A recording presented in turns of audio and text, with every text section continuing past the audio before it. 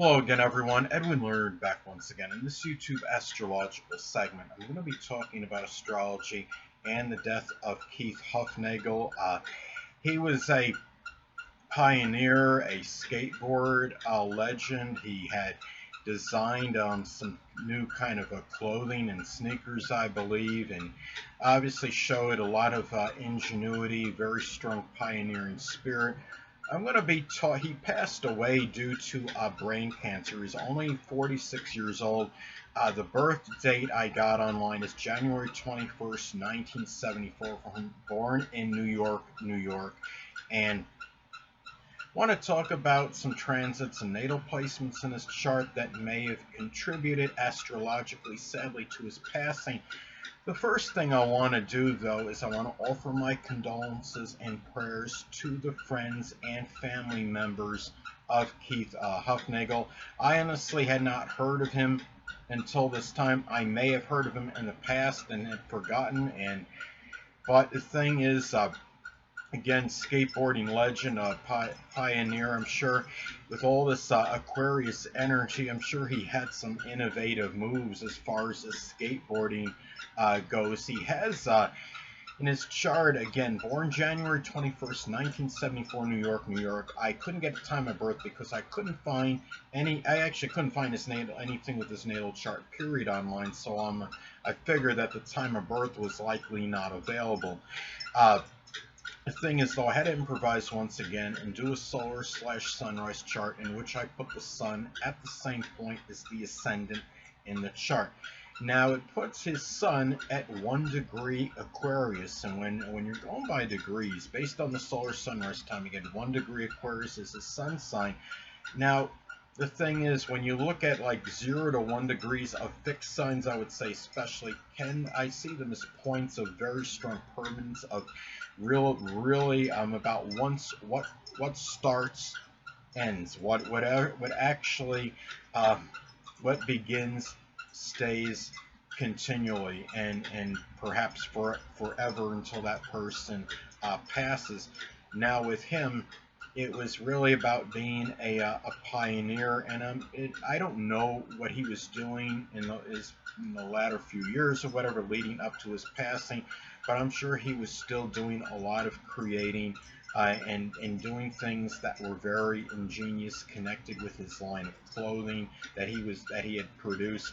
He has Venus in Aquarius as well, and Venus in Aquarius can be connected with fashion, and the fact that he was creating a new line of fashion. Having Venus in innovative, ingenious Aquarius is not surprising at all to me. It's also conjunct his sun, so it's where he was really able to shine and put a strong focus on this. Having the sun in Aquarius, as far as his basic character goes, tells me he was somebody that was likely very altruistic, humanitarian, again, pioneering, somebody very innovative and ingenious, selfless, a person also that might have been somewhat of a rebel or radical and was I would say, likely very non-conforming. Aquarius people can often be very paradoxical. They could be very, they can be very progressive and open to new ideas, but they could be very fixed and intransigent in their own ideas once they actually get set on them. But it doesn't mean that they won't be open to ideas in the future, because Aquarius is very futuristic.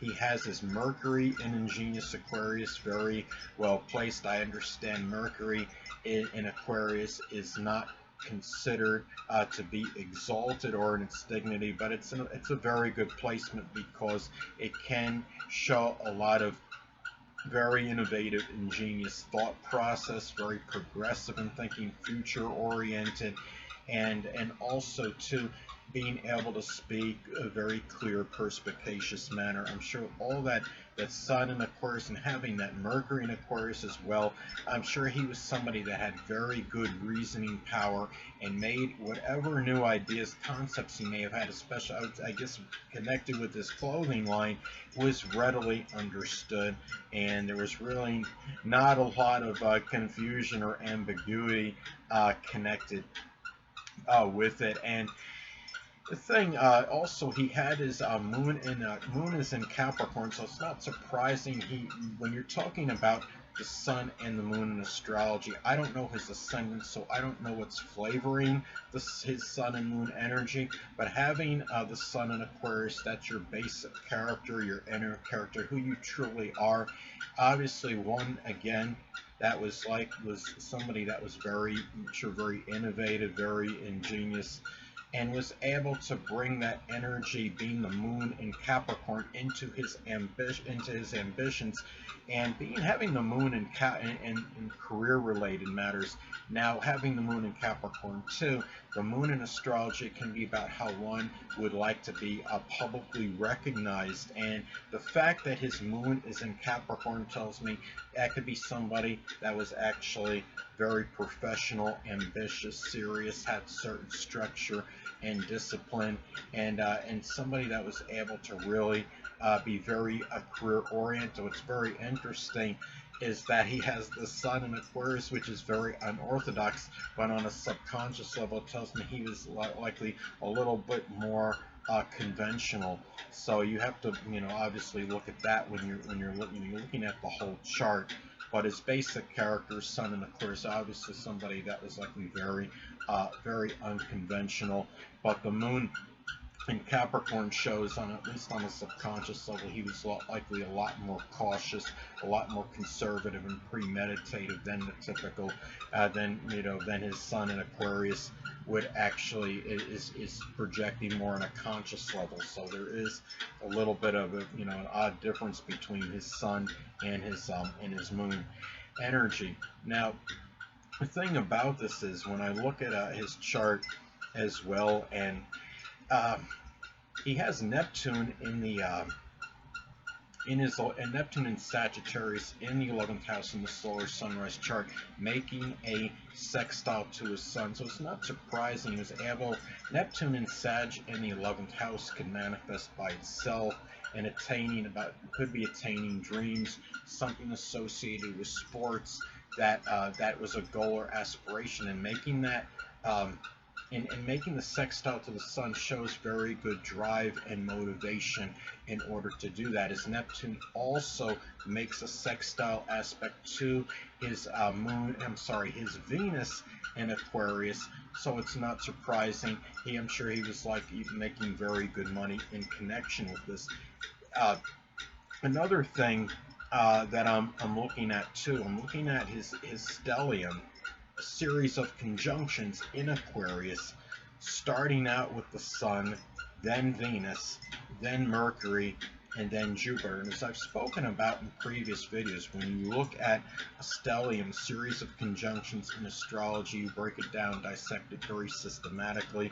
You start out with the first planet, and then it's almost like an astrological statement that begins with the first planet in the series of conjunctions and ends and culminates with the final planet in this case being Jupiter in Aquarius. So it starts out the sun about the drive, the motivation, wanting to shine, the focus.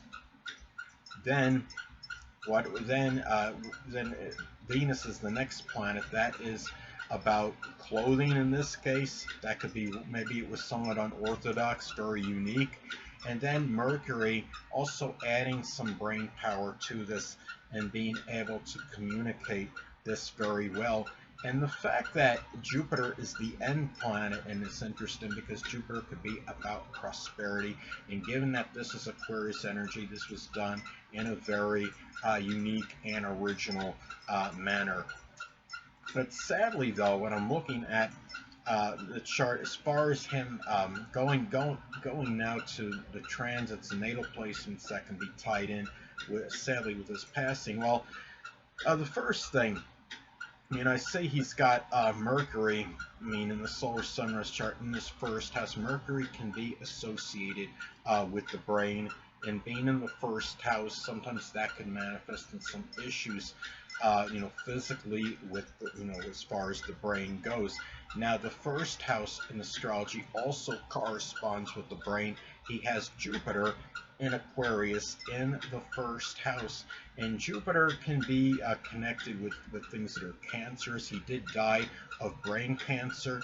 And the fact is, Jupiter being in the first house, Jupiter again could be connected with cancer, the first, the brain, and being in Aquarius, this was likely something that might have been very surprising and shocking to others as well. And having this energy, the being in Sun being in Aquarius, I'm sure he likely, had some physical issues that were associated with Aquarius, such as something with the nerves, the shins, the ankles, perhaps the circulation, the lower legs, anything that could be related to the zodiac sign Aquarius. Hold on a moment, people.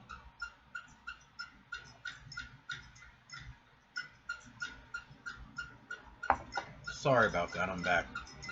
But anyway, and some other things, sadly, I noticed he had some transits in his solar sunrise chart hitting his 12th house. He had the moon lunar return, sadly, in the sign of despondent, melancholy Capricorn, sadly, and it falls in the 12th house. 12th house is a house of endings. This is in his solar sunrise chart, though.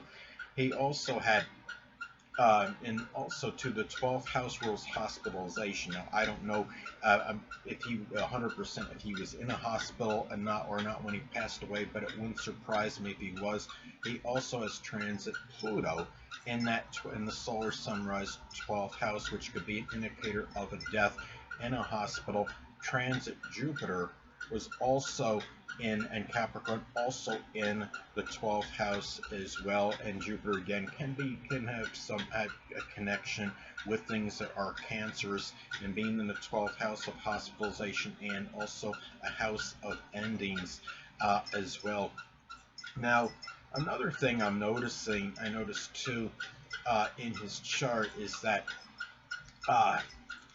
he also at this time of his passing, transit Sun was not far from his natal Pluto. When you have the Sun and Pluto being involved in a transit, remember, and now Sun and when you look at the Sun in astrology, the Sun is about life, our vitality and energy. Pluto, of course, is about death. Pluto can obliterate and destroy. Now, in this case, perhaps this was an indicator of life sadly being destroyed and obliterated. Also, too, he was going through his Chiron return in Aries, and Aries can be associated with the brain. In some cases, people with Chiron and Aries can have some physical situations, debilitations associated with the brain. Now, another thing I noticed too is that transit Mercury was not far from his natal Uranus at the time of his passing. And when you look at Mercury, and you're talking about Mercury and Uranus being very close to each other, Mercury is associated with the brain. Now, Uranus are things that are unexpected, that are shocking, unpredictable, things that could happen very spontaneously. And this was something I'm sure that happened in a very, very quick, very shocking manner. And also, when Uranus Uranus can be associated with things that are surprising, that are shocking, and what it is, and that doesn't rule out things that can come to an end. There were some other charts I did of some people that had passed away, and there was one I forgot his name, but it was a young man he was a child that was, I think he was like riding his bicycle on the street, and some man had shot him. A neighbor had shot him, and at that time, transit Uranus was not far from his sun. And the thing is, again, the Sun can be associated with the physical body. Uranus can be about things that are very shocking, and it can be unsettling too. And these are, Uranus can have, I understand Uranus is associated with some very good things like ingenuity and friendships and just the unusual. And unusual can be good, or bad. It can be, I mean, Uranus could be associated with computers and electronics, but it also has its drawbacks because it is very shocking energy. Now, another thing, there's really not much I wanted to get at in this chart as far as transits and natal placements that may have been tied in to his passing. It's just a shame to see, again, somebody so young. I mean, relatively young, 46 years old. He's younger than me. I'm 50 years old, and I guess I have to be blessed, feel blessed and fortunate to the grace of God that I'm still, that I'm even alive at 50 years old, because I'm hearing about so many people that are passing away, that are relatively young, and it's just terrible that these things are transpiring. Now, another thing I'm just saying too is that Keith Hufnagel also had sadly transit Uranus. Looks like it was conjunct his natal Mars. And Mars can be connected with their vitality, things of a physical nature. And when you're looking at Uranus, again, as a planet connected with things that are shocking, disruptive, things that are unpredictable, spontaneous. And when Uranus hitting is Mars, it's not surprising that something shocking did actually happen with the physical vitality, his energy, and something of a physical nature, something that was connected with something physically. Now, this is in Taurus, but I don't think anything had happened that was associated with his throat, his neck area, the esophagus, anything that would be associated with the zodiac sign Taurus. Now, but the thing is, Mars and Taurus, I see that as also something that could be a stubborn physical related issue, which could cover more than just one particular body part. But the thing is, however you look at it, the vitality was hit with something very shocking that took place and very surprising. And this is this was something that was Uranus Uranus related, being very shocking and surprising. So anyway, the only other thing I'm looking at now is that he has Saturn in Gemini in his natal chart at 29 degrees, a critical degree. And I'm thinking, well, sometimes Saturn can indicate the career at times in astrology. And when he was doing his skateboarding for a while, I'm sure he was a professional. Skateboarding can require a lot of, I would say some quick thinking, quick wittedness, quick responses. And it falls in his 5th house of sports. And being at 29 degrees, I see that as the full culmination and energy of that sign. So it could show a lot of that energy going into that requires that strong mobility going into and connected with an ambition, which is Saturn, going into the 5th house, which is sports. Now, there is one last thing I wanted to get, and I think that will be pretty much it for this astrological segment. At this time, he also had the transit south node at this time had passed his north node in fairly recent time. It's not in transit. It's not considered a separating conjunction right now. It's moved past that. But when you're talking about the south node in astrology, and it's separating from the north node, how that could manifest, that could be going away sadly from your future. In the solar sunrise chart, he has the north node in Sagittarius in the 11th house of goals and aspirations, group activity. The future may have still been tied in with sports, athletics, things associated with the outdoors, anything, and in just general, things that were where he expressed, I'm sure, a lot of exuberance and enthusiasm.